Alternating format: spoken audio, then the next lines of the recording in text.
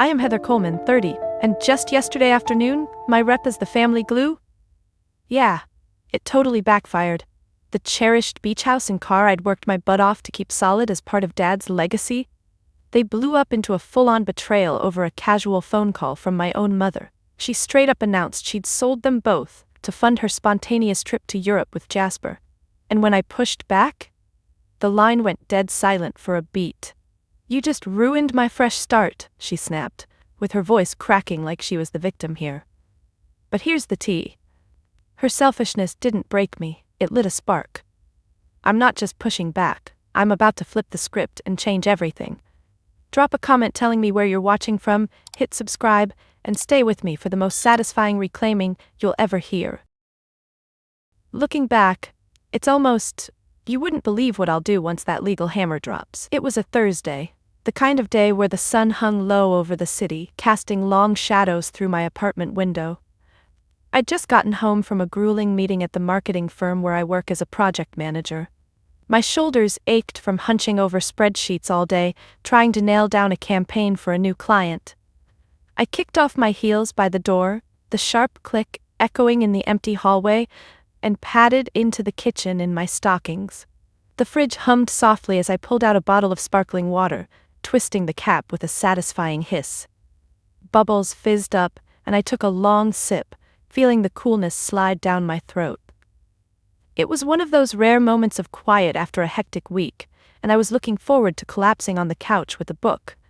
Something light, maybe a mystery to take my mind off the endless emails piling up in my inbox. My phone buzzed on the counter, vibrating against the granite with an insistent rattle. I glanced at the screen. Mom! A small knot formed in my stomach, the way it always did these days. Our calls had become shorter, more strained since Dad passed 2 years ago.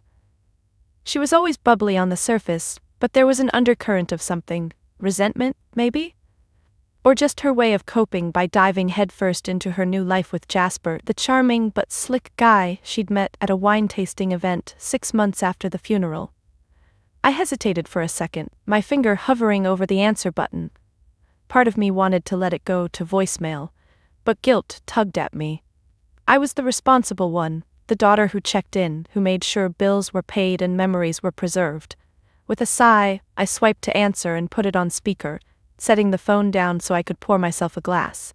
"Hey, Mom," I said, trying to sound upbeat. My voice came out a little flat, betraying the exhaustion from the day. I leaned against the counter, crossing one arm over my chest, the fabric of my blouse crinkling softly. "Heather, darling, oh, I'm so glad I caught you." Her voice burst through the speaker, bright and effervescent, like she'd just won the lottery. There was background noise, wind, maybe? Or traffic? It sounded like she was outside, perhaps walking in the park near her condo. Jasper's laugh echoed faintly in the distance, a low chuckle that made my jaw tighten involuntarily. "I have the most exciting news." I straightened up a bit, my eyebrows furrowing. Exciting news from Mom usually meant something impulsive, like the time she decided to adopt a puppy on a whim, and then rehomed it 2 weeks later because it chewed her favorite shoes. "Oh, what's up?" I asked, forcing a smile into my tone even though she couldn't see it. My free hand fiddled with the edge of the counter, nails tapping lightly against the cool surface. She paused for dramatic effect, and I could picture her perfectly coiffed blonde hair, the oversized sunglasses perched on her nose, her free hand gesturing wildly as she spoke. "Well, Jasper and I have been talking, and we've decided it's time for a real adventure. We're going to Europe, can you believe it? Paris, Rome, maybe even a cruise down the Rhine. It's all booked, leaving in 2 weeks. My heart skipped a beat, but in a good way at first. Travel sounded fun, a break from her routine. "That's great, Mom. You deserve a vacation. How long are you going for?" I reached for my glass, taking another sip, the fizz tickling my nose. "Oh, about a month. Maybe more if we love it, but here's the best part, we needed some quick cash to make it happen without dipping into savings too much.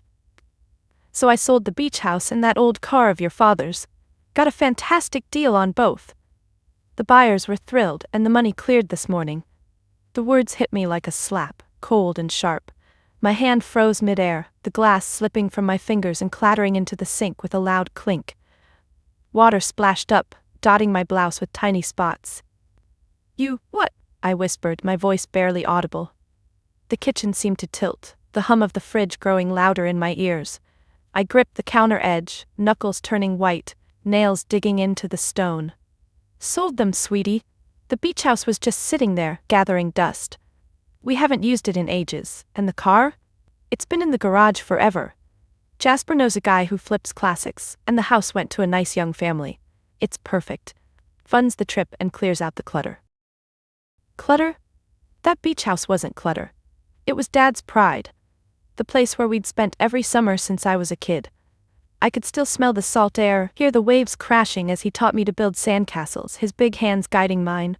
And the car.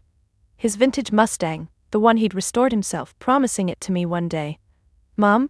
You can't. That's not yours to sell. Dad left those to me. We talked about this. My throat tightened, words coming out choked. I paced the small kitchen now, feet sliding on the tile, one hand pressing against my forehead as if to hold back the headache blooming there.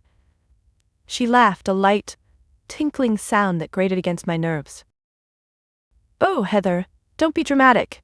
Your father left everything in my name after he passed. It's all legal. And really, what would you do with them? You're always so busy with work. This way it's useful. Jasper and I can finally live a little. I stopped pacing, staring at the phone like it was a venomous snake. My chest heaved, breaths coming short and shallow.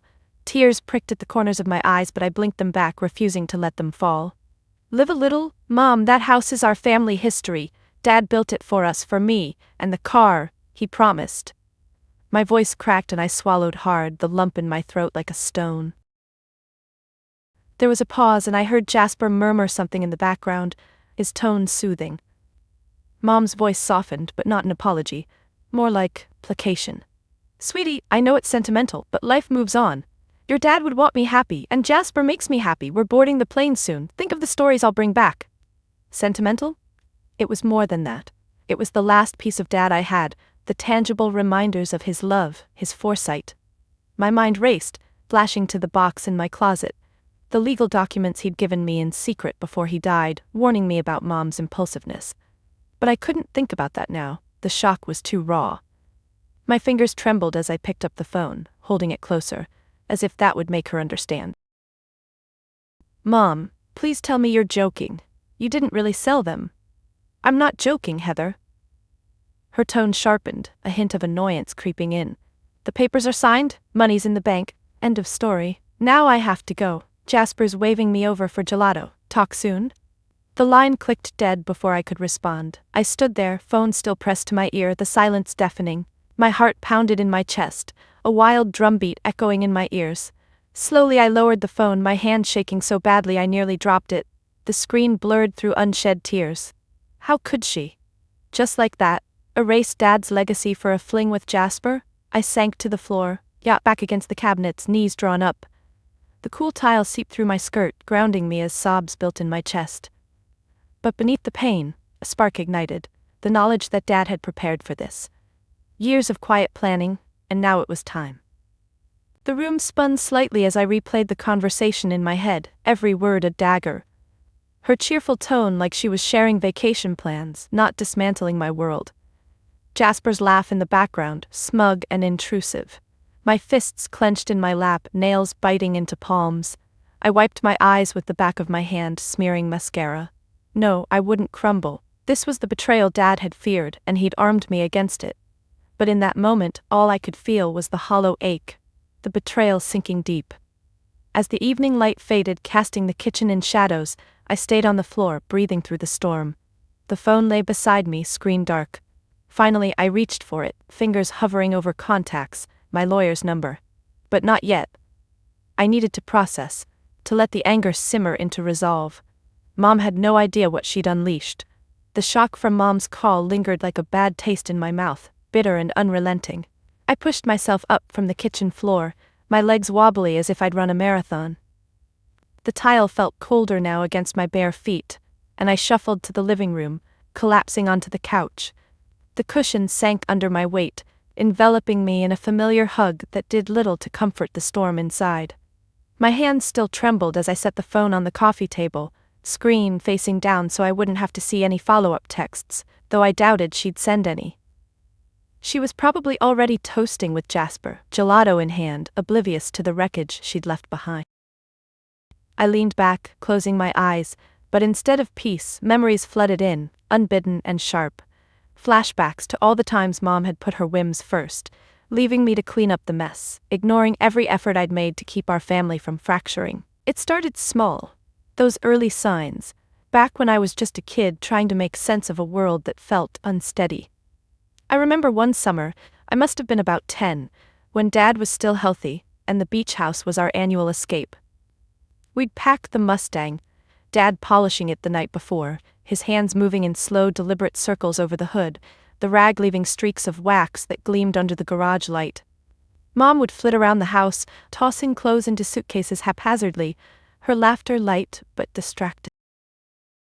That year, she decided at the last minute she wanted to join a yoga retreat instead. "It's just for a week, honey," she'd said to Dad over breakfast, her fork poking at scrambled eggs without eating them. Her eyes darted to the window, already miles away. Dad's face tightened, his jaw clenching as he stirred his coffee, the spoon clinking against the mug a little too hard. "But the kids are excited about the beach," he replied, voice steady but edged with frustration. I sat there, cereal growing soggy in my bowl, my small hands gripping the spoon tightly, hoping she'd change her mind. She didn't. She left that afternoon, kissing my forehead absently, her perfume, a floral scent that always made me sneeze, lingering as she waved from the taxi. Dad tried to make the best of it, driving us to the beach house anyway. He carried me on his shoulders down to the waves, his steps firm in the sand, but I could feel the tension in his grip. "Your mom's just needing some space," he'd say, but his eyes would cloud over when he thought I wasn't looking. When she came back, tanned and glowing, she acted like nothing happened. No apology, just stories of sun salutations and new friends. I ran to her, hugging her legs, but she patted my head distractedly, already unpacking souvenirs for herself. Dad and I exchanged a glance, he with a resigned shrug, me with a knot in my stomach that I didn't yet understand. That was the first time I felt invisible, my excitement for family time dismissed like an afterthought. As I grew older, the pattern repeated, each instance carving deeper grooves into our family dynamic. In high school, I worked hard to stand out, not for attention, but to prove I could hold things together. I joined the debate team, spending late nights in the library, my fingers flipping through note cards under the fluorescent lights, the quiet hum of the air conditioner my only company. I won regionals that year, the trophy shiny and heavy in my hands as I walked through the door, eager to share. "Look what I got!" I beamed, holding it up. Mom was in the kitchen, chopping vegetables for dinner, her knife thunking rhythmically against the cutting board. She glanced up, smiled briefly, but her eyes didn't light up. "That's nice, dear. Now, did you hear about your cousin's acceptance to Stanford? We're all so proud." Her words stung, casual as they were, and I set the trophy down on the counter with a soft clunk, my smile fading. Dad was the one who celebrated, taking me out for ice cream later, his hand warm on my shoulder as we sat in the Mustang, engine idling. "I'm proud of you, kiddo," he'd say, but even then, I saw the wariness in his eyes from another argument with Mom about bills she'd racked up on impulse buys. College amplified it all. I majored in business, juggling part-time jobs to pay my way, refusing scholarships that might burden the family. Waitressing at a diner near campus, my apron stained with coffee spills, feet aching after double shifts. I sent money home when I could, knowing Mom's little splurges were dipping into savings. One Christmas break, I came home to find she'd redecorated the living room on a whim, new furniture and all. "Isn't it fresh?" she gushed, twirling in the space, her skirt swishing. The credit card statements piled up on Dad's desk, his brow furrowed as he pored over them, pen scratching notes in the margins. I confronted her gently, sitting at the kitchen table, my hands folded in my lap to hide the nervous twisting of my fingers. "Mom, we can't afford this right now." She waved it off, pouring wine into a glass with a glug, the liquid swirling red. "Life's too short, Heather. Your father worries too much." Dad overheard, his footsteps heavy as he entered, but he just sighed, rubbing his temples. I ended up taking extra shifts that summer to help cover it, my back sore from carrying trays, but she never acknowledged it. Instead, she'd bragged to friends about her independent daughter, as if my efforts were just expected, not worthy of real notice. Then there was the time after Dad got sick, the cancer diagnosis hitting like a freight train. I dropped everything, moving back temporarily to help. Days blurred into nights at the hospital, holding his hand as machines beeped steadily, the sterile smell clinging to my clothes.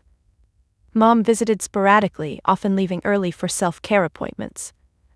"I can't handle the sadness," she'd say, her voice wavering as she adjusted her scarf in the mirror before heading out.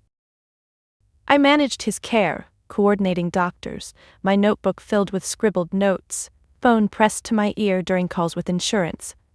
When he improved briefly, I organized a small family gathering at the beach house, driving the Mustang there myself, the engine rumbling comfortingly. Mom showed up late with a new haircut and stories of a spa day. "You handle everything so well," she'd say offhandedly, but her praise felt hollow, her attention drifting to her phone. Dad squeezed my hand later, his grip weak but firm. "You're the rock, Heather?" "But Mom?" She prioritized her distractions, leaving me to shoulder the load alone. After Dad passed, it escalated. The funeral was a blur. Me arranging flowers, greeting relatives with forced smiles, my eyes dry from exhaustion. Mom leaned on Jasper almost immediately, introducing him at the wake, her hand on his arm as she laughed at his jokes. I stood by the casket, fingers tracing the wood grain, feeling utterly alone. In the months that followed, she sold off small things. Dad's tools, his books, claiming they were clutter. Each time I'd protest, my voice rising in the empty house, but she'd dismiss me with a hug that felt perfunctory, her arms loose. "You're too attached to the past," she'd say, turning away to answer Jasper's call. I picked up the pieces, maintaining the beach house myself, mowing the lawn on weekends, the grass clippings sticking to my sweaty skin, the car tuned up at my expense. My achievements at work, promotions, successful campaigns went unmentioned, while she'd gush over Jasper's minor successes, like landing a golf invitation. Sitting on the couch now, these memories washed over me in waves, each one a fresh cut. My chest tightened, breaths shallow as I curled my fingers into the throw pillow, fabric bunching under my grip. Why had I always been the one to forgive, to fix? Mom's whims had eroded our stability bit by bit, and I'd been the invisible glue, my efforts overlooked. But Dad saw it. He'd prepared me. The box in the closet called to me now, a beacon in the dark. I stood slowly, legs steadier, and walked to my bedroom, the floorboards creaking softly underfoot. The bedroom door creaked as I pushed it open, the sound amplified in the quiet apartment. I flicked on the light switch with my elbow, the bulb humming to life overhead, casting a warm glow over the neatly made bed and the stack of unread books on the nightstand. My feet carried me to the closet automatically, muscle memory guiding me through the haze of emotions. The door slid open with a soft whoosh, revealing rows of hanging clothes, work blouses, jeans, a few dresses for occasions that never seemed to come. I knelt down, the carpet rough against my knees, and reached into the back corner, fingers brushing against dust bunnies and forgotten shoeboxes. There it was, the metal lockbox, cool and solid under my touch. I pulled it out, the weight familiar, grounding. Setting it on the floor, I sat cross-legged, the hem of my skirt pooling around me. My hands hovered over the lid for a moment, trembling slightly, before I punched in the code, Dad's birthday, simple but sentimental. The lock clicked open with a satisfying snap and I lifted the lid, the hinges squeaking faintly. Inside, nestled among old photos and a few mementos, a pressed flower from our last beach trip, his favorite pen, the envelope stared back at me. Thick, manila, sealed with tape that had yellowed over time. For Heather, in case, he'd written on the front in his precise handwriting, the ink faded but legible. My throat tightened as I traced the letters with my fingertip, feeling the slight indentation from the pen's pressure. This was it, the secret he'd entrusted to me 2 years ago, in those final weeks when the cancer had stripped him of strength, but not of foresight. I hadn't opened it since that day, respecting his instructions to wait until I needed it most.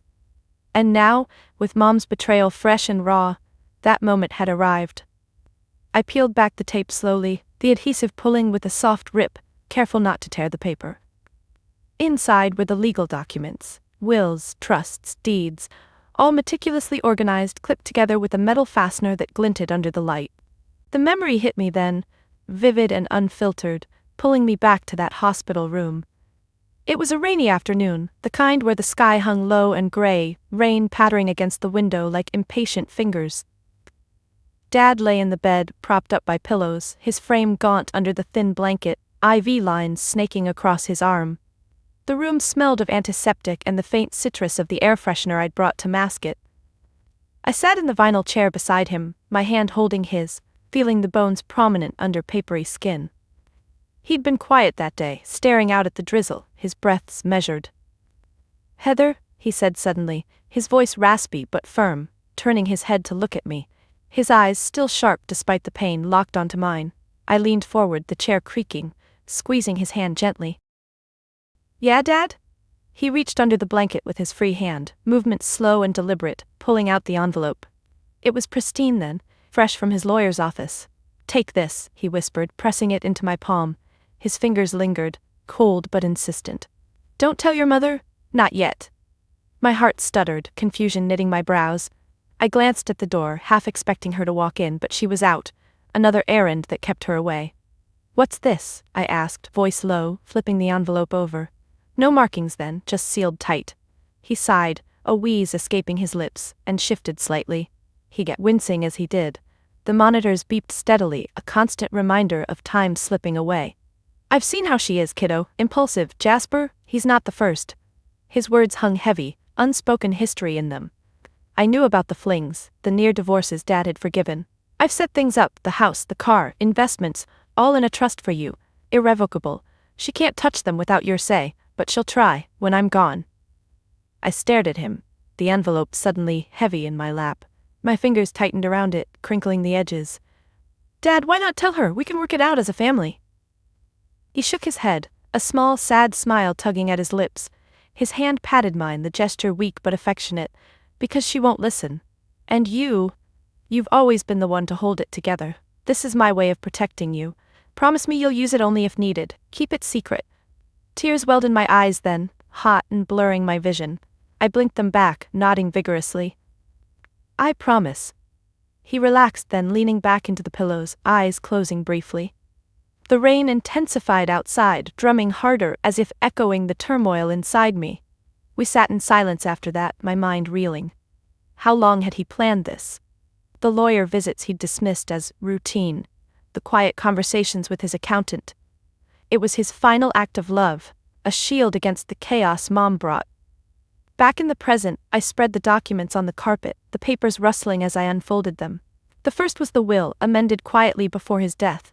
All real property, including the beach house at 124 Ocean Drive, and personal vehicles, including the 1967 Ford Mustang, VN ending 789, to be held in trust for Heather Coleman. My eyes scanned the legalese, the notary stamps bold and official. Next, the trust agreement, pages of clauses ensuring Mom had life use but no sale rights without my consent, which she'd never sought. Deeds transferred into the trust's name, backdated to before his passing. Bank statements for a separate account, modest but growing, funneled away over years. He'd anticipated her betrayal, seen the patterns I'd only begun to acknowledge. My fingers traced the signatures, his, strong even in illness, the witnesses, unfamiliar but binding. Emotion surged, a mix of grief and gratitude. I rocked back on my heels, hugging my knees, the papers scattering slightly. A sob escaped, muffled against my skirt. Dad had known. In those last months, as I shuttled between work and hospital bringing him soup I'd made, his favorite clam chowder, steam rising from the thermos, he'd drop hints. "Take care of yourself first," he'd say, his voice fading. I'd nod, adjusting his blanket, tucking it around him snugly. But now, holding this proof, it felt like he was here, his hand on my shoulder. The room felt less empty, the weight in my chest shifting from despair to determination. I gathered the papers, stacking them neatly, my movements precise despite the tears streaking my cheeks. Wiping my face with my sleeve, the fabric dampening, I stood and placed the envelope on my dresser. The mirror reflected back a woman changed, eyes red but resolute. This was my strength, hidden in silence all these years. Mom had no idea, but soon she would. I paced the room now, footsteps soft on the carpet, mind racing through next steps. Call the lawyer first thing tomorrow, verify the sales. Could they even be valid? The trust superseded her claims. My fists clenched at my sides, nails digging into palms. The pain grounded me, fueling the spark into a flame. As night deepened, streetlights flickering on outside my window, I sat on the bed, the mattress dipping under me. The documents lay beside me, a talisman. I recalled Dad's last lucid day when he'd pulled me close, breath warm against my ear. "You're stronger than you know, Heather. Reclaim what's yours." His words echoed now, a quiet roar. I lay back, staring at the ceiling, shadows dancing from the fan. Sleep wouldn't come easy, but resolve did. This secret wasn't just protection, it was my legacy, waiting to be unleashed. The clock ticked on the nightstand, each second, a step toward action. My breathing steadied, hands relaxing at my sides. Tomorrow I'd set it in motion. For now I held the memory close, letting it fortify me against the ache. The ticking of the clock seemed to slow as the night wore on, each second stretching like a taut wire in my mind. I didn't move from the bed for what felt like hours. The documents still spread out beside me like a map to a hidden treasure, or a battlefield strategy depending on how I looked at it. My hand rested on the top page, the paper slightly crinkled from where I'd gripped it earlier, absorbing the words again and again. The bedroom lamp cast a soft pool of light over them, highlighting the bold print of the trust clauses, the signatures that bound everything in place. I shifted slightly, the bed springs creaking under me, and propped myself up on one elbow, drawing the stack closer.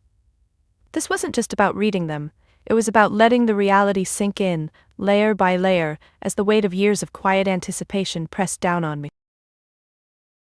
Dad had planted this seed long ago, and now, in the wake of Mom's call, it was time to nurture it into action. But tonight, I needed to prepare, to map out the steps in my head, turning pain into a calculated plan I'd held in reserve all this time. I started with the trust document, unfolding it fully, the pages whispering against each other. My eyes traced the first clause. The settlor hereby transfers the following assets into an irrevocable trust for the benefit of Heather Coleman. There it was, the beach house address listed in stark detail, down to the parcel number. I could picture it vividly. The weathered blue shutters, the porch swing that creaked in the breeze, the way the sand dusted the steps, no matter how often you swept. Dad had bought the land in his early 20s, building the house bit by bit with savings from his construction job. His hands, calloused and strong back then, hammering nails under the hot sun, sweat beading on his forehead. I'd helped as a toddler, handing him tools, my tiny fingers sticky with juice. Now Mom had tried to erase that with a signature on some quick sale contract. My jaw tightened, teeth grinding softly as I flipped to the next page. The car was there too, the Mustang's VIN number etched in ink, protected under the same umbrella. He'd restored it in the garage on weekends, radio playing old rock tunes, oil smudges on his cheeks as he winked at me. "One day, this'll be yours, Heather. Drive it with the top down, feel the wind." The memory brought a fresh wave of ache, my chest constricting like a fist closing around my heart. But beneath that hurt was the anticipation Dad had built into this. He'd known Mom's patterns, the impulsive decisions, the way she'd chase happiness in fleeting things, leaving trails of disruption. In those final months, as his energy waned, he'd confided more, his voice a whisper over hospital trays of uneaten jello. "I've been preparing for years," he'd said one evening, the room dim with only the glow from the TV. I'd adjusted his pillow, fluffing it gently, my hands lingering on the fabric. "What do you mean?" I'd asked, sitting on the edge of the bed, the mattress dipping under my weight. He'd glanced at the door, ensuring we were alone, then nodded toward his briefcase in the corner. "Legal stuff, to protect what matters." At the time I'd nodded, assuming it was standard estate planning. But now, holding the proof, I realized the depth, the years of quiet consultations with his lawyer, diverting assets without fanfare. My finger underlined a key phrase: no disposition of trust property without beneficiary consent. Mom hadn't asked, she'd assumed control, as always. The realization fueled a slow-burning resolve, my breaths deepening as I sat up straighter, crossing my legs under me. I reached for my notebook on the nightstand, the spiral binding cool against my palm, and flipped it open to a blank page. The pen clicked as I uncapped it, the sound sharp in the silence. This was part of the preparation, outlining the plan step by methodical step, just as Dad had taught me during our beach house projects. "Measure twice, cut once," he'd say, tape measure snapping back into its case. "First, Contact the lawyer. Mr. Harlan, Dad's trusted attorney, whose number was scribbled on the envelope's inside flap. I'd call at dawn before work, my voice steady as I explained the sales. I imagined his response, calm, reassuring, the rustle of papers on his end as he confirmed the trust's ironclad nature. My pen scratched across the page, ink flowing in neat bullet points. Second, verify the buyers. Who were they? The nice young family for the house, the flipper for the car. Invalidate the transactions legally, reverse the deeds, eviction notices if needed, cold but necessary. My hand paused, pen hovering as a twinge of guilt flickered. Innocent parties caught in Mom's web. But Dad's legacy wasn't negotiable. I pressed on, the nib digging in slightly, the anticipation built with each note, a coiling tension in my muscles. For years, I'd held this in reserve, a silent weapon sheathed until provoked. After Dad's funeral, when Mom first mentioned simplifying our assets, I'd felt the stirrings, Jasper's influence growing, her spending spiking, new clothes, weekend getaways. I'd visited the beach house alone then, key turning in the lock with a familiar click, the air inside musty but comforting. Sitting on the porch, waves lapping in the distance, I'd opened the envelope for the first time since he'd given it. Tears had come then, hot and unchecked, dripping onto the pages. But so had strength. I'd resealed it, buried it deep in my closet, preparing mentally for the day she'd crossed the line. Nights like this one, insomnia gripping me, I'd lie awake, scenarios playing out, her announcing a sale, me countering with facts. Now it was real. My fingers flexed around the pen, knuckles whitening. The plan wasn't revenge, it was reclamation, a calculated restoration of what was mine. As I wrote, emotions layered in, anger at Mom's casual cruelty, her voice on the phone replaying like a loop. It's perfect. Funds the trip. Her hand waving dismissively in my mind's eye, nails manicured, rings flashing. Grief for Dad, his absence, a void that echoed. But also empowerment, a quiet thrill at the control I'd wield. I set the notebook aside, pages fanning slightly, and picked up a photo from the box, us at the beach house, me on his shoulders, both grinning at the camera. My thumb brushed over his face, the glossy surface smooth. I won't let her take this, I whispered, voice breaking the room's hush. The words hung, solidifying my resolve. Tomorrow the calls, then the motions filed. Evict the tenants, politely but firmly. Reclaim the keys, the titles. Transform the pain into action, legacy preserved. The clock read midnight now, the numbers glowing red. I gathered the documents, stacking them precisely, the edges aligning with a soft tap. Sliding them back into the envelope, tape resealed with care, I placed it on the dresser. Standing, I stretched, arms overhead, vertebrae popping softly. The mirror caught my reflection again, hair mussed, eyes determined. This evening of anticipation had forged the plan, years of waiting crystallizing into purpose. Sleep might elude me still, but peace edged in, a calm before the storm I'd unleash. I turned off the lamp, the room plunging into darkness save for the city lights filtering through curtains. Lying back, covers pulled up, my mind raced through the steps once more. Each breath measured, hands clasped over my stomach. The weight lifted slightly, anticipation turning to readiness. Dad's voice echoed faintly. Reclaim what's yours. Yes, I would. The morning after Mom's call, I stood outside her condo, the weight of the envelope tucked into my bag, pressing against my hip like a silent ally. The building loomed, all sleek glass and modern angles, a far cry from the cozy, weathered beach house I was fighting for. I adjusted my scarf, the wool scratching my neck, and took a deep breath, the crisp autumn air stinging my lungs. My boots clicked on the pavement as I crossed the street, each step deliberate, though my stomach churned with a mix of dread and resolve. I'd called Mr. Harlan at dawn, his voice gravely but steady through the phone, confirming the trust's protections were airtight. Come by my office tomorrow, he'd said, papers rustling in the background. We'll file motions to void the sales. But first, I needed to see Mom, to confront the deception face to face, to gauge her reaction before the legal hammer dropped. My hand hesitated at the intercom, fingers hovering over the buzzer. Then I pressed it. The sharp beep, cutting through the morning quiet. The elevator ride up was silent, save for the hum of machinery, my reflection distorted in the polished steel doors. I smoothed my jacket, fingers brushing the buttons, grounding myself in the small motion. When the doors slid open, I stepped into the hallway, the carpet muffling my steps. Mom's unit was at the end, marked by a cheery wreath that felt like a mockery of the moment. I knocked, knuckles rapping firmly, and waited, my pulse thudding in my ears. The door swung open, and there she was, hair swept up in a loose bun, a silk robe tied loosely over yoga pants, her smile wide and oblivious. "Heather, what a surprise!" she chirped, stepping aside to let me in. Her voice carried that forced brightness like she was performing for an audience. Jasper lounged on the couch in the living room, legs crossed, flipping through a magazine with a lazy smirk. The air smelled of coffee and her floral perfume, cloying in the small space. "Mom, we need to talk," I said, my voice steady but low, the words clipped. I set my bag on the entry table, the leather strap sliding off my shoulder with a soft thud. Her smile faltered for a fraction of a second, eyes flicking to Jasper, who didn't look up but tilted his head slightly, like he was listening.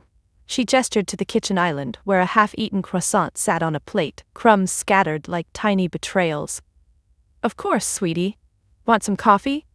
I was just telling Jasper about our Paris plans." She moved to the coffee maker, her movements fluid, almost rehearsed, as if she could breeze past the tension. I stayed rooted by the table, one hand resting on my bag, feeling the outline of the envelope inside. "No coffee. This is about the beach house, and the car."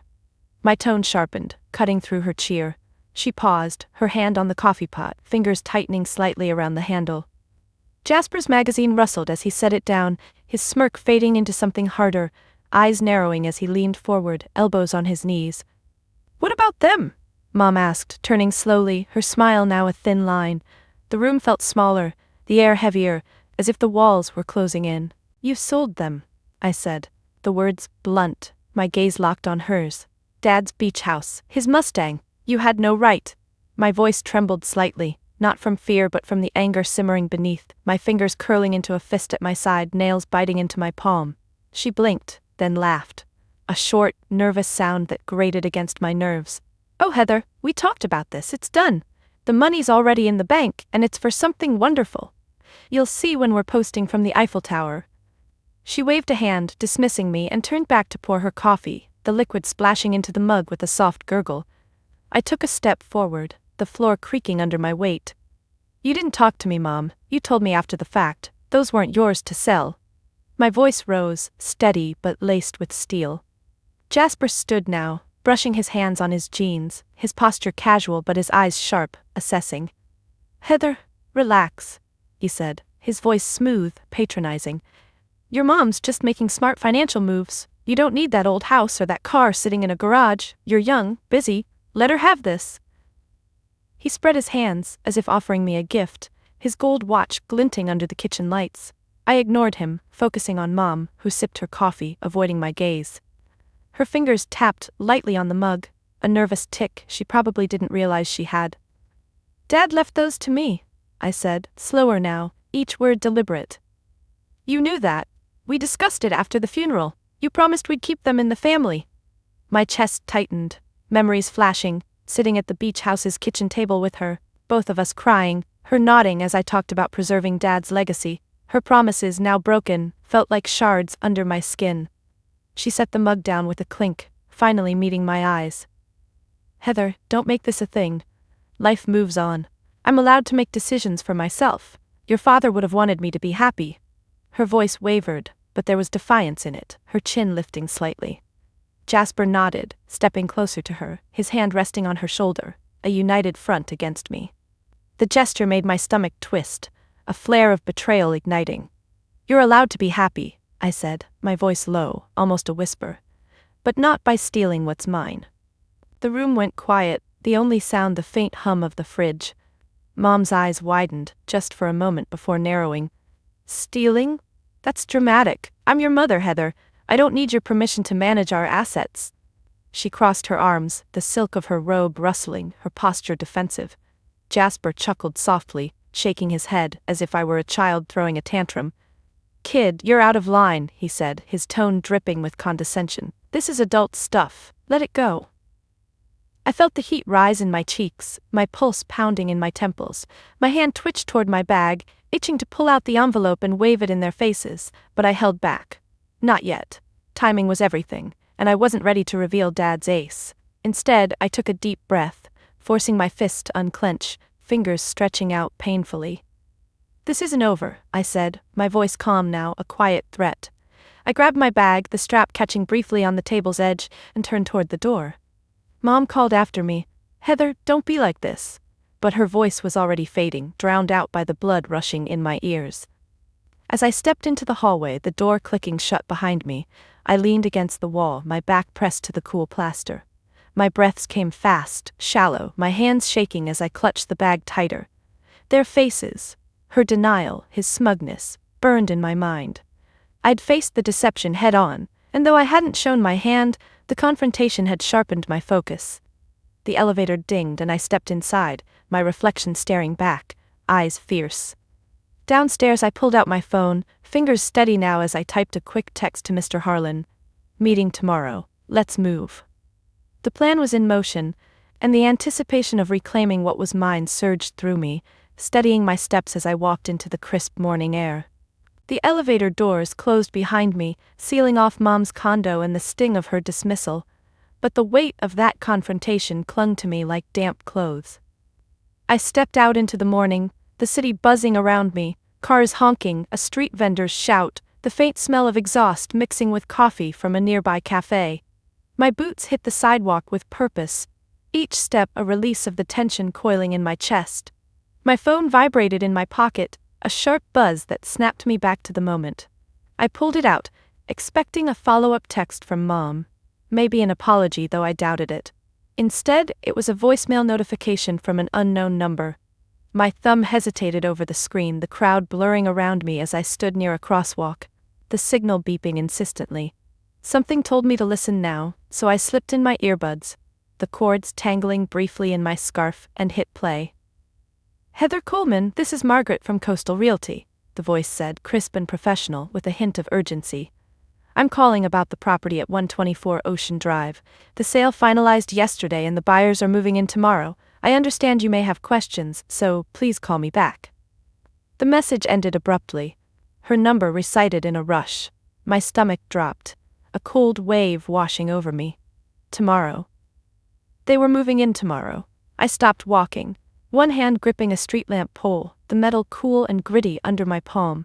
The beach house, my beach house, was already slipping into strangers' hands. I replayed the message, Margaret's voice echoing as I leaned against the pole, my bag slipping slightly down my shoulder. The car, too, was likely gone, tucked away in some flipper's garage by now. Mom's words from the condo rang in my ears. "It's done. The money's in the bank." My jaw clenched, teeth grinding softly, as anger flared anew. I dialed Mr. Harlan immediately, my fingers trembling as I scrolled to his contact. The line rang twice before he picked up, his voice calm but alert, papers shuffling in the background. "Heather, I was just about to call you. Got your text, what's happened?" I paced a small circle on the sidewalk, dodging a jogger who muttered under her breath. "The buyers are moving into the beach house tomorrow," I said, my voice tight, words spilling out. "Mom confirmed she sold it and the car. No discussion, no consent, she thinks it's over." My free hand balled into a fist, nails digging into my palm, the sting sharpening my focus. Harlan exhaled, a low sound that carried weight. "All right, stay calm. The trust is clear. You're the beneficiary. She can't sell without your approval. I'll pull the sale records today and draft a cease and desist for the realty company. Can you come by at noon?"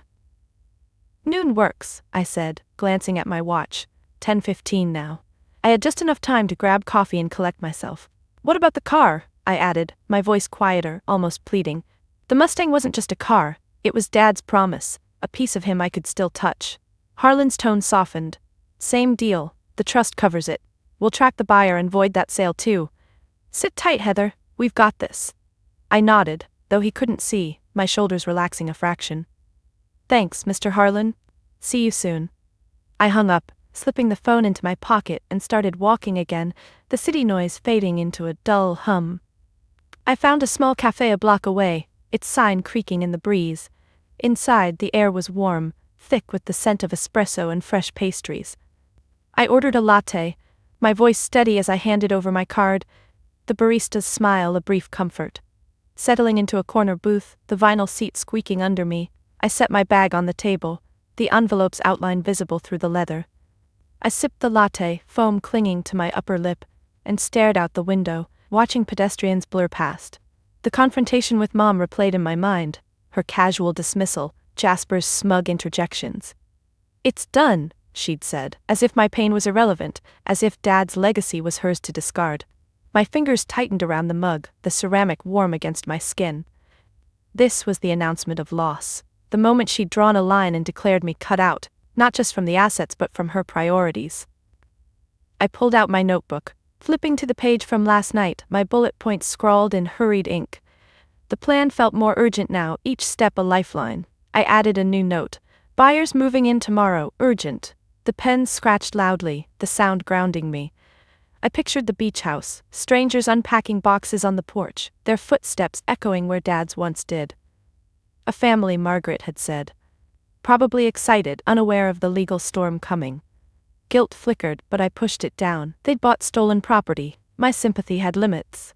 The car, likely in a chop shop or a collector's garage, was harder to picture. I imagined its cherry red paint gleaming under fluorescent lights, someone else running their hands over the curves Dad had polished. My chest ached, a dull throb as I wrote, "Locate Mustang ASAP."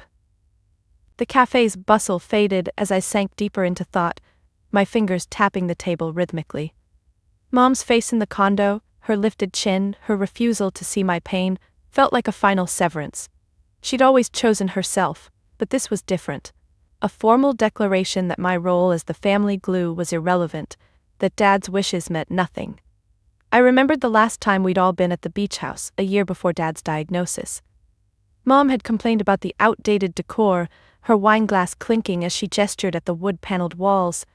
Dad had laughed it off, squeezing my hand under the table, but I saw the hurt in his eyes. Now she'd erased that memory for a European fling with Jasper. My latte cooled, untouched now as I stared at the notebook, the words blurring slightly. A notification pinged, another text from Margaret. "Please call Ocean Drive, urgent." I ignored it, my resolve hardening. This was the moment Dad had prepared me for, the line he'd known she'd cross. I closed the notebook, the snap of the cover final, and tucked it into my bag beside the envelope. Standing, I slung the bag over my shoulder, the weight reassuring. The latte cup left a faint ring on the table, which I wiped away with a napkin, the paper crumpling in my hand. Outside, the air was sharper now, the sun higher. I walked toward Harlan's office, my steps quicker, more certain. The announcement of loss wasn't the end, it was the catalyst.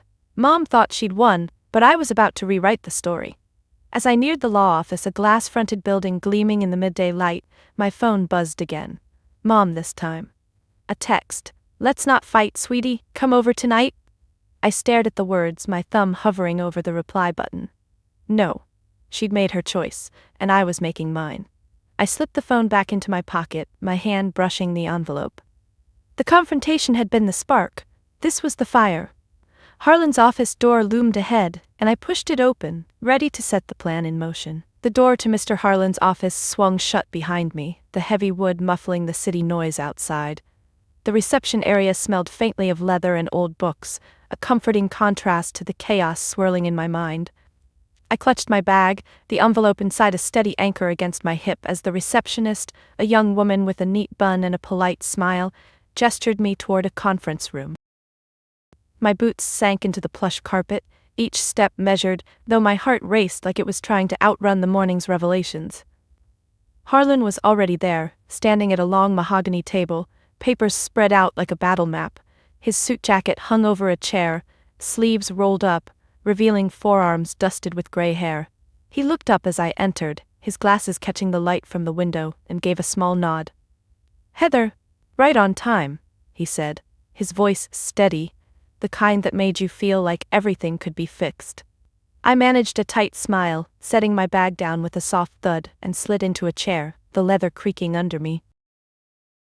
"I got a voicemail from the realty company," I started, my hands folding on the table, fingers interlocking to hide their trembling.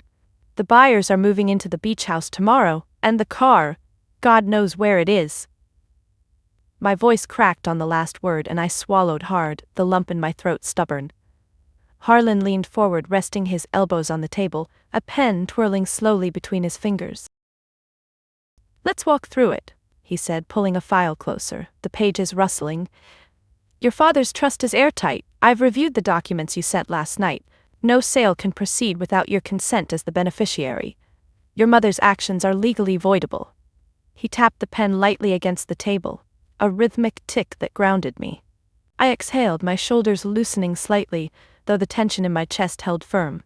So what now? They're moving in. It's happening.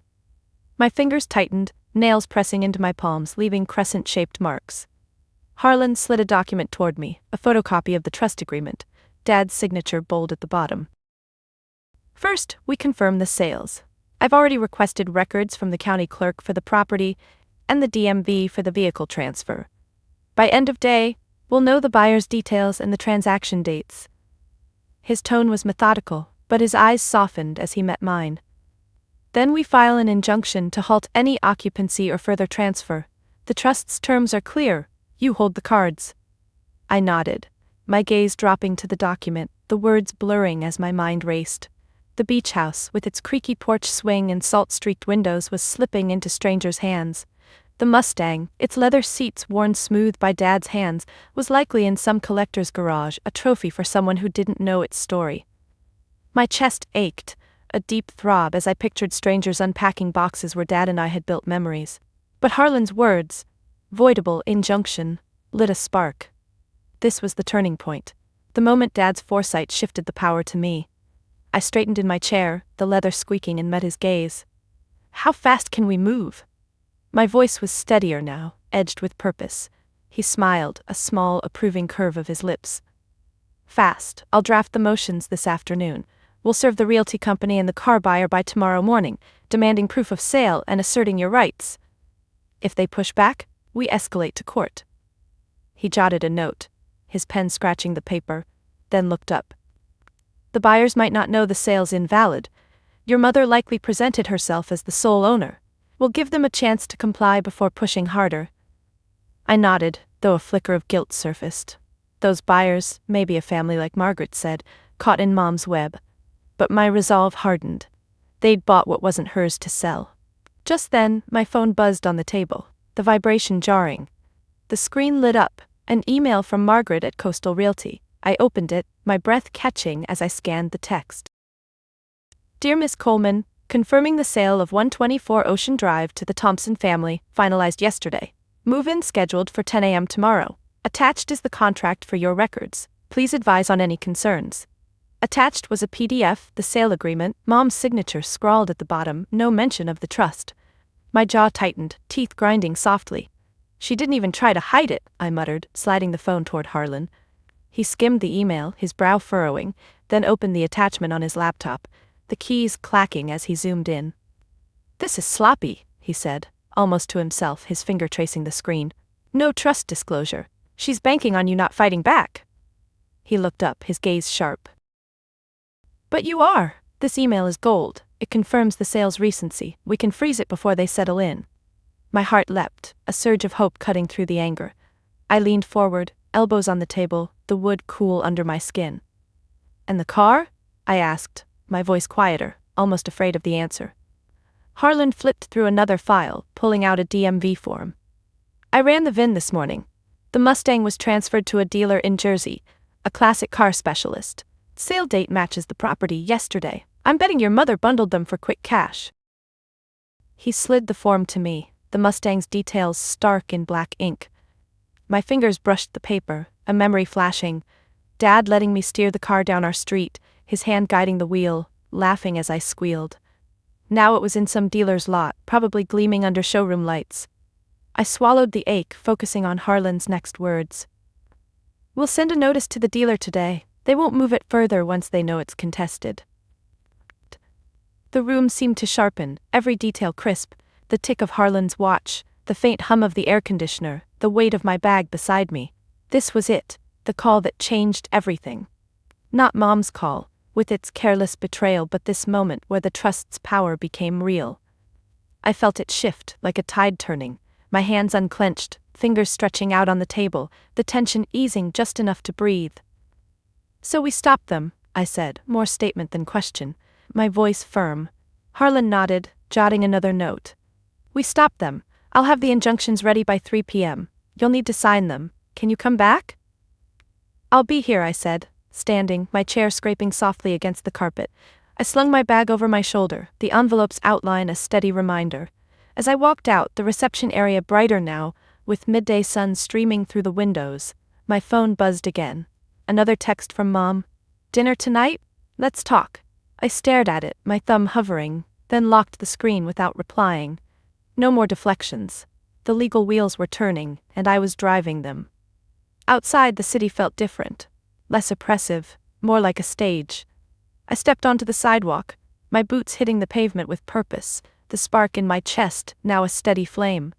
The sun was dipping low as I stepped out of Harlan's office, the city bathed in a golden haze that did little to soften the fire in my chest. My phone stayed silent in my pocket. No more texts from Mom since her dinner invite, which I'd ignored. I hailed a cab, the yellow door swinging open with a creak, and slid into the back, the vinyl seat cool against my legs.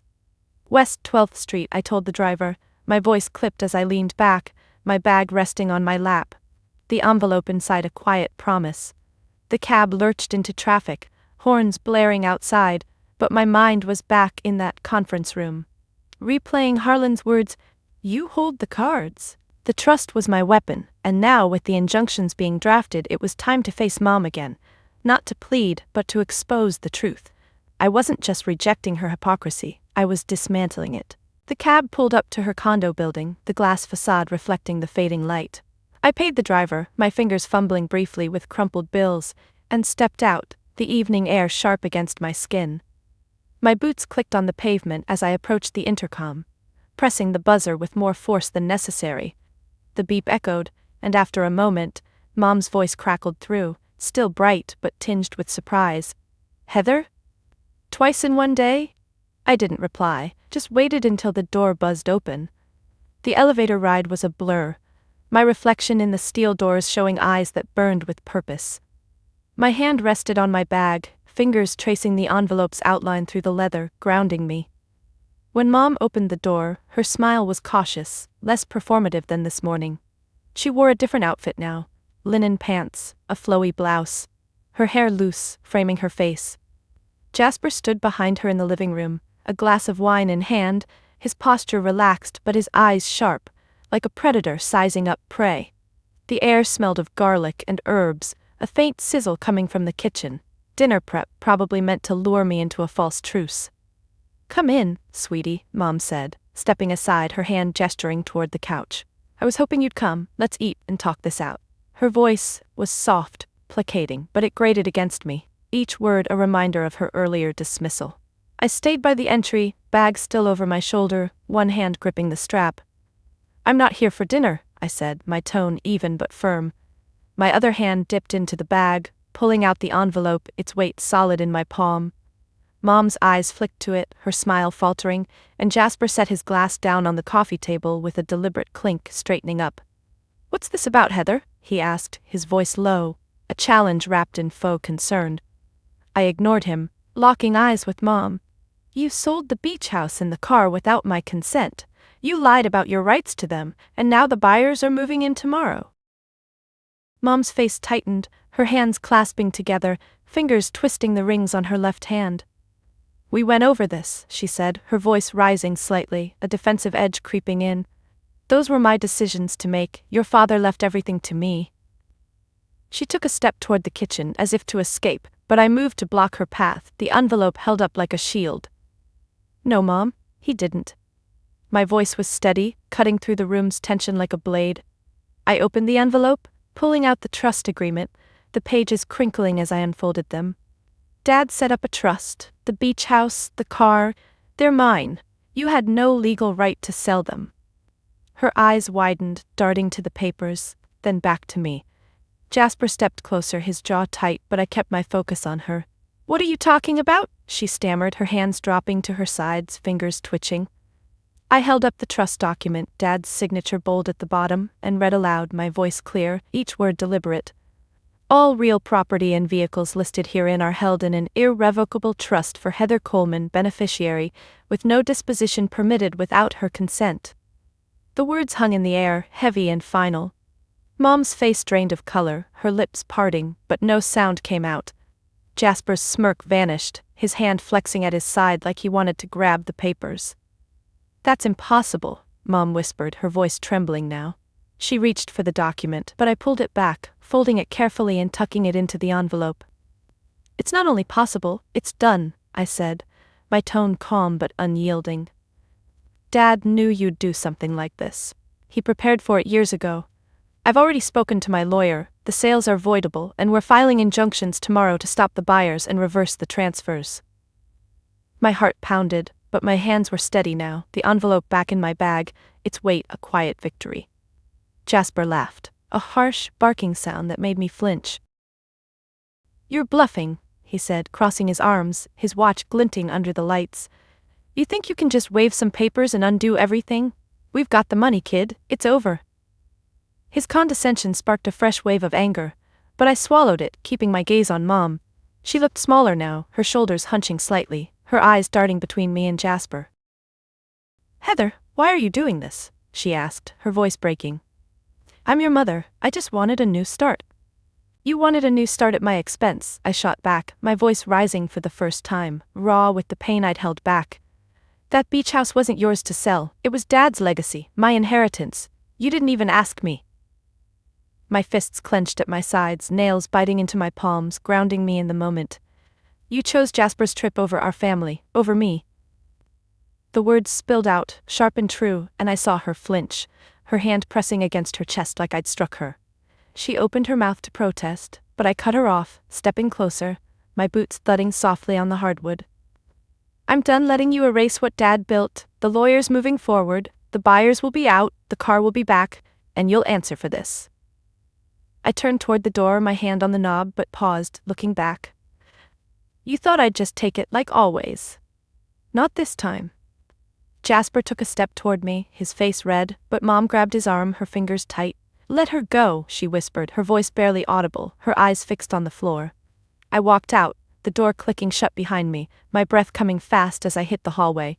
The elevator ride down was silent, my reflection in the steel doors showing a woman transformed, eyes fierce, jaw set.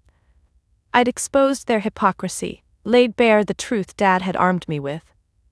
The city lights glittered outside as I stepped onto the street, my bag lighter now, the envelope's power unleashed. My phone buzzed Harlan, confirming the injunctions were drafted. I didn't reply yet, letting the moment settle, the fire in my chest burning bright. I'd walked away, not as the overlooked daughter, but as the one reclaiming her legacy. The city lights blurred past as I walked away from Mom's condo, my boots striking the pavement with a steady rhythm that matched the pulse of resolve in my chest. The night air was cool, carrying the faint scent of rain and street food, grounding me after the confrontation.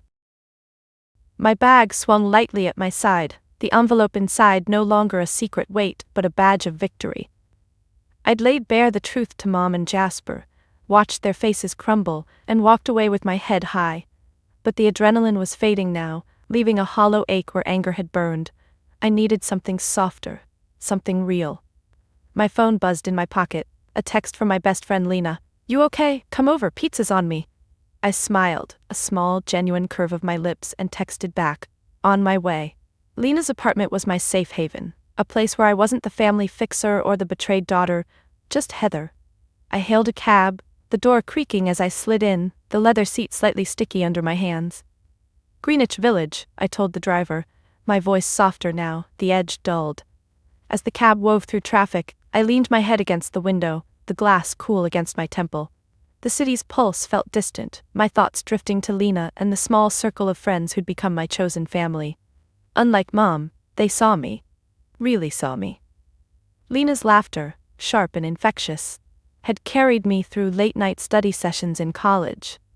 Marcus, her fiancé, always had a dad joke ready to break the tension. And Priya, with her quiet wisdom, could read my mood from a single glance. They were the ones who'd shown up after Dad's funeral, bringing takeout and bad movies, filling the silence Mom left behind. Lena's building was a walk-up, the stairs creaking under my boots as I climbed to the 3rd floor. The hallway smelled of curry from a neighbor's apartment mingling with the faint lavender from Lena's door wreath. I knocked, and the door swung open almost instantly, Lena's face breaking into a grin. Get in here, she said, pulling me into a hug. Her arms were warm, her sweater soft against my cheek, and for a moment I let myself sink into it, the knot in my chest loosening. She stepped back, her dark curls bouncing, and gestured to the living room. Marcus is picking up pizza. Priya's on her way. Spill. What's going on? Her eyes, sharp and knowing, scanned my face as she led me to the couch. I sank into the cushions, the fabric worn but cozy, and set my bag on the floor, the envelope's outline still visible. The living room was a warm clutter, books stacked on the coffee table, fairy lights strung along the windows, a half-finished puzzle in the corner. It felt like home, a stark contrast to Mom's sterile condo with its staged perfection. I took a deep breath, the words tumbling out as I recounted the day.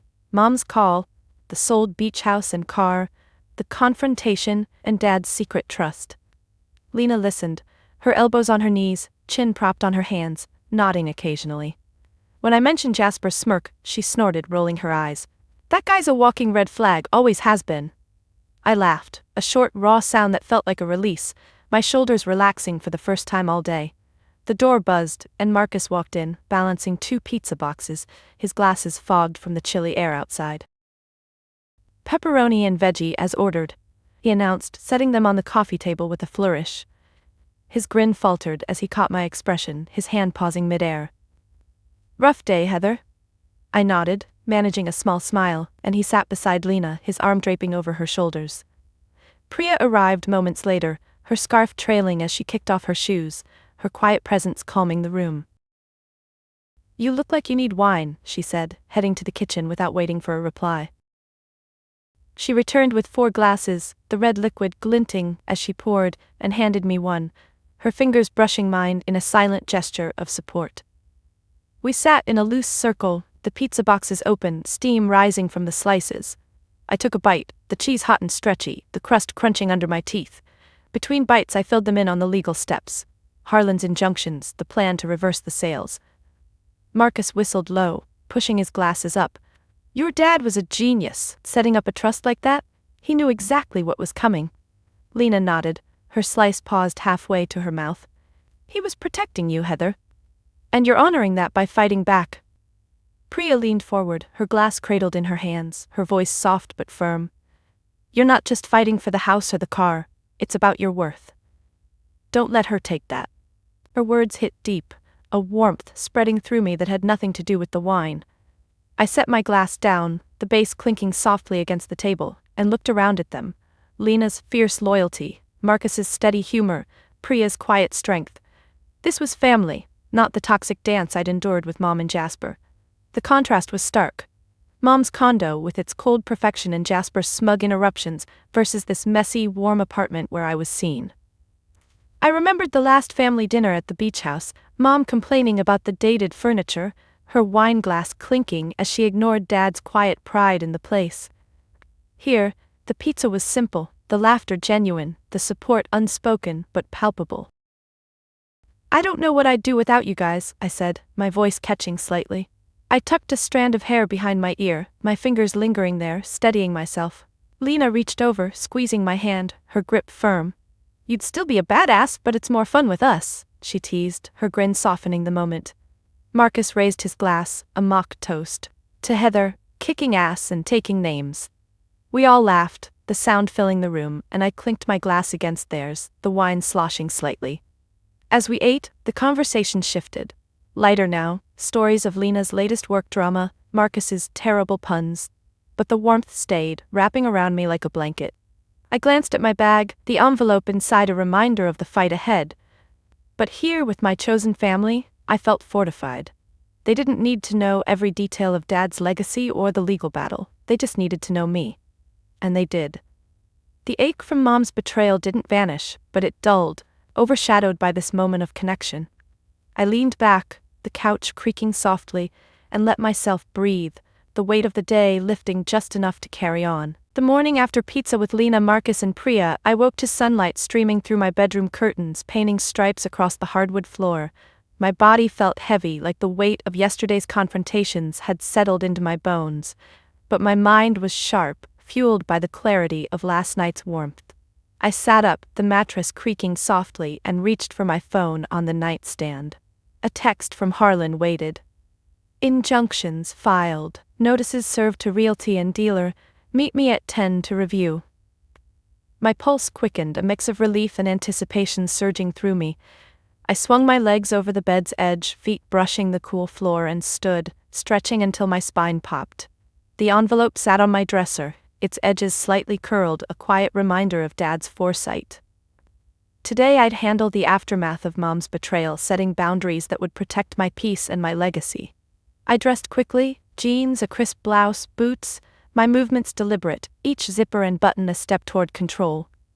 The mirror reflected a woman ready for battle, eyes steady despite the faint shadows beneath them.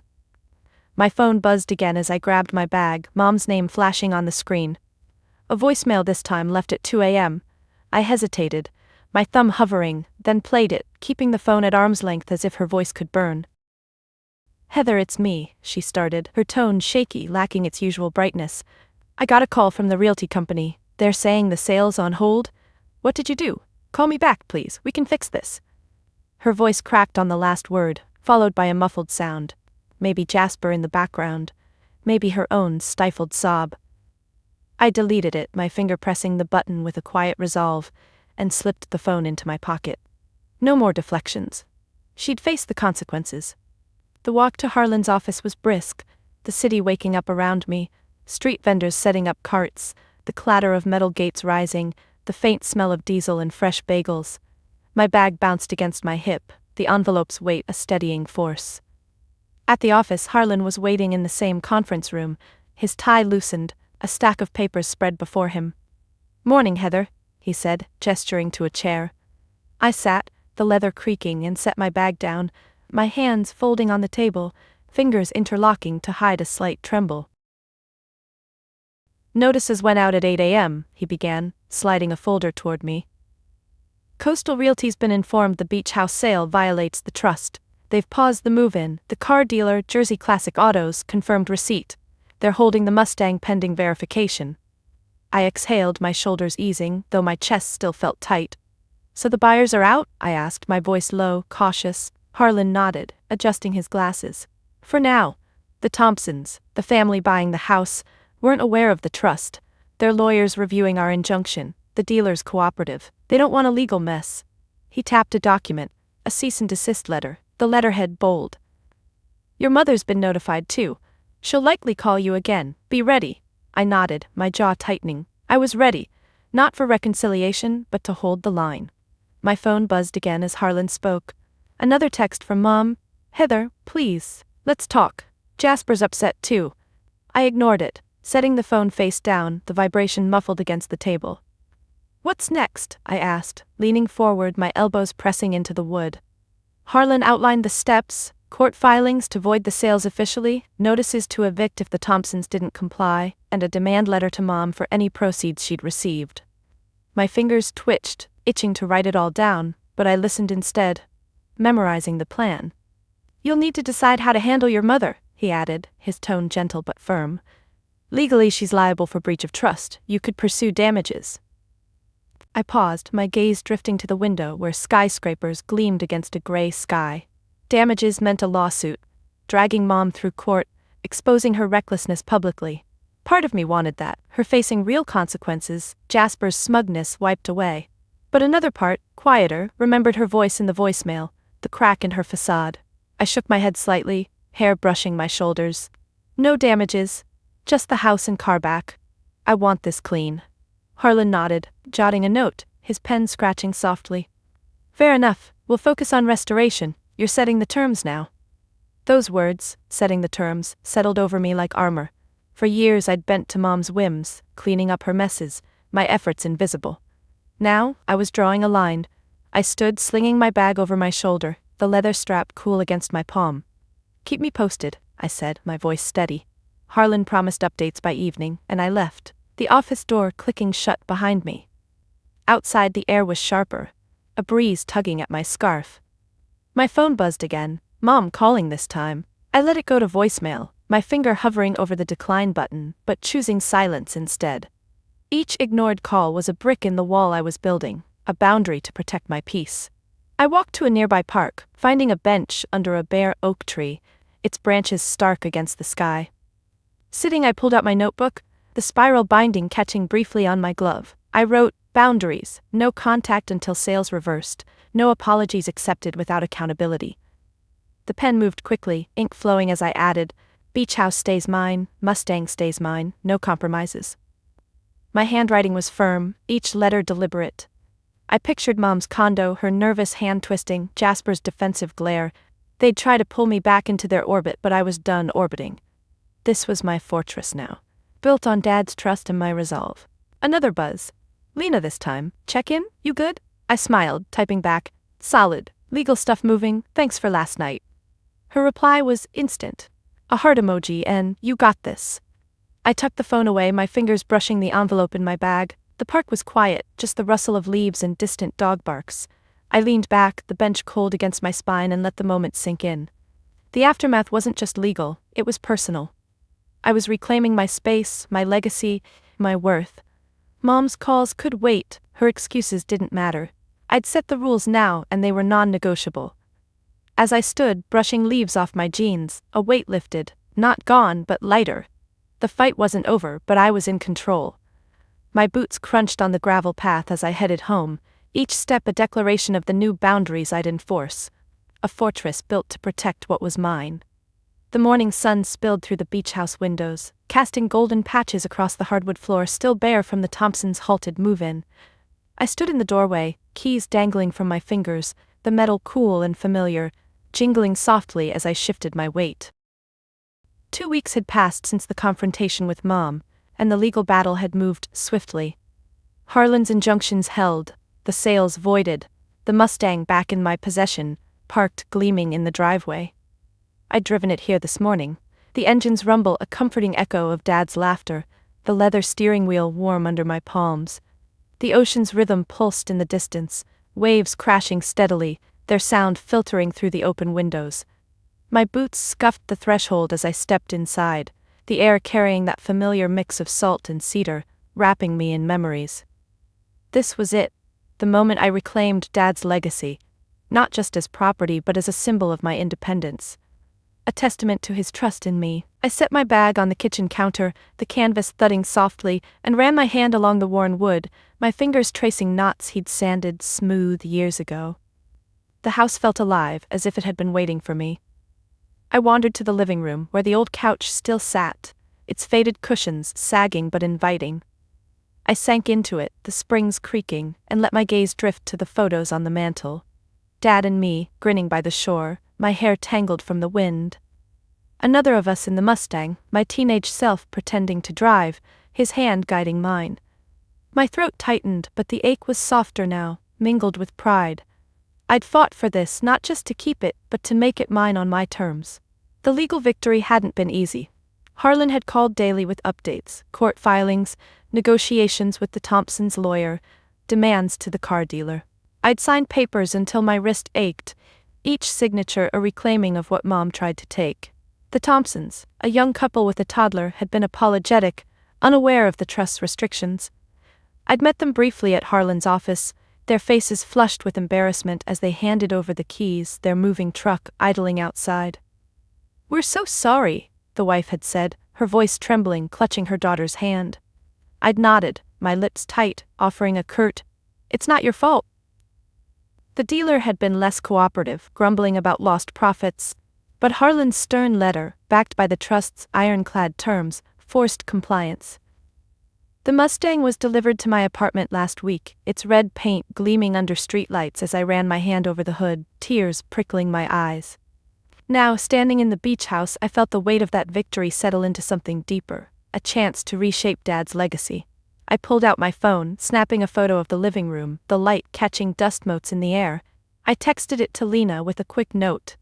"It's mine again." Her reply was instant. "Hell yes, party here soon?" I smiled, tucking the phone away, my fingers brushing the keys still in my hand.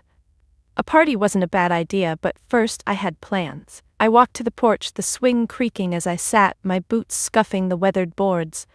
The ocean stretched before me, endless and steady, mirroring the calm I was starting to feel. I opened my notebook, the pages crinkled from constant use, and jotted ideas. Repaint the shutters, update the kitchen, maybe rent it out part-time to fund a community project, something Dad would have loved, like a youth art program, teaching kids to paint the sea he adored.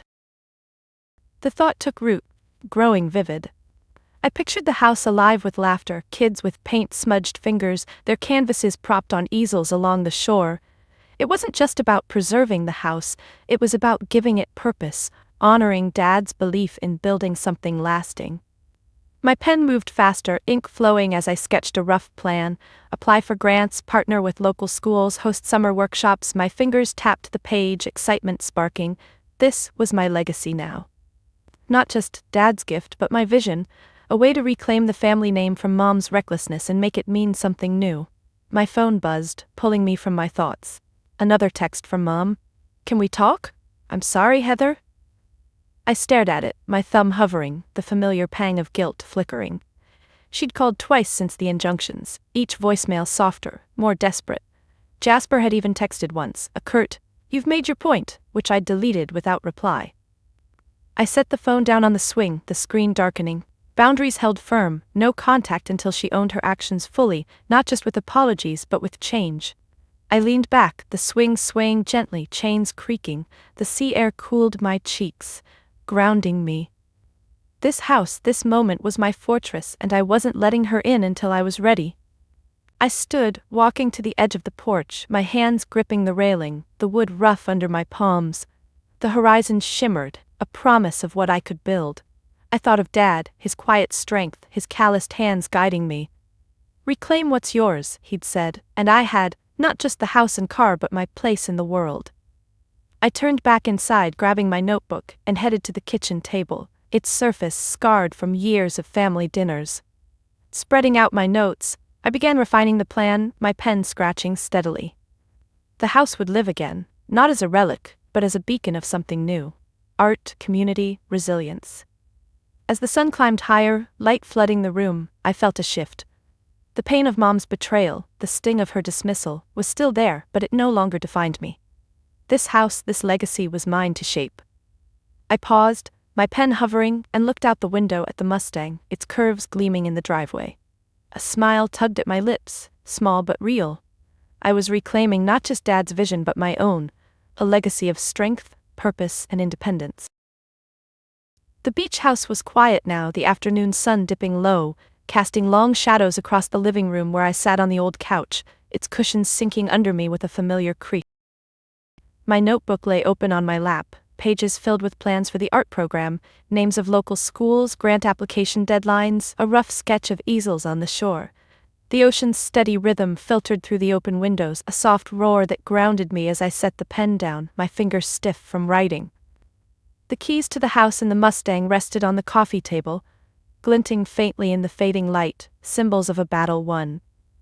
My phone sat beside them, silent since Mom's last text, its screen dark. I leaned back, my hands folded over my stomach, and let my eyes drift to the mantel, where Dad's photo smiled back, his grin wide, sand dusting his hair from a day at the beach. This was the moment I'd been building toward, not just reclaiming the house and car, but finding a peace that didn't depend on anyone else's validation. I stood, my boots scuffing the hardwood as I crossed to the mantel, my fingers brushing the photo's frame, the wood smooth under my touch. The memory of that day surfaced. Me, maybe 12, building a sandcastle with him, my hands clumsy but eager as he showed me how to pack the sand tight. "It's all about the foundation, Heather," he'd said, his voice warm, his hands guiding mine. I'd carried that lesson through every fight. Through Mom's dismissals, Jasper's smugness, the legal battles. The foundation he'd given me wasn't just the trust, it was the belief that I could stand firm, define my worth on my own terms. My chest tightened, not with pain now, but with a quiet gratitude that felt like a tide settling. I walked to the porch, the swing creaking as I sat, my legs tucked under me. The ocean stretched out, its surface catching the last of the sunlight, a shimmering expanse that felt endless. I thought back to the years of being the family glue, picking up Mom's messes, swallowing my hurt to keep the peace. Each time she dismissed my efforts, my debate trophies, my late-night shifts to cover her spending, my care for Dad in his final days, I'd felt smaller, my worth tied to her approval. But here in this house, with the legal victories behind me, I saw it clearly. My worth wasn't in her eyes or Jasper's or anyone's. It was in the choices I made, the legacy I was building. My fingers curled around the swing's chain, the metal cool and grounding, as a small smile tugged at my lips. The art program was my way forward, a chance to give this house a new life. I pictured it filled with kids, their laughter echoing where Dad's once did, paint cans scattered across the porch. It wasn't just about honoring him, it was about creating something that was mine, a mark on the world that no one could erase. My phone buzzed, pulling me from the thought. Lena's name flashed. Proud of you? Beach house bash soon? I typed back, soon, bring pizza. The reply was instant, a string of confetti emojis. I set the phone down, my gaze returning to the ocean. Lena, Marcus, Priya, they were my family now, the ones who saw me without needing me to prove anything. Mom's absence in this moment was a choice I'd made, the boundary I'd set. Her texts and voicemails, increasingly desperate, sat unanswered. Maybe one day we'd talk, but only if she owned her actions. Not with tears or excuses, but with accountability. For now, the silence was my peace. I stood, the swing swaying behind me, and walked to the railing, my hands gripping the wood, its texture rough from years of salt air. The horizon glowed, a promise of tomorrow. I wasn't just reclaiming Dad's legacy, I was claiming myself, my strength, my vision, my right to exist without apology. As the light faded, I felt it, peace, real and unshakable. It wasn't about winning or revenge, it was about knowing I was enough. I turned back inside, my boots echoing softly, and picked up the notebook, tucking it into my bag.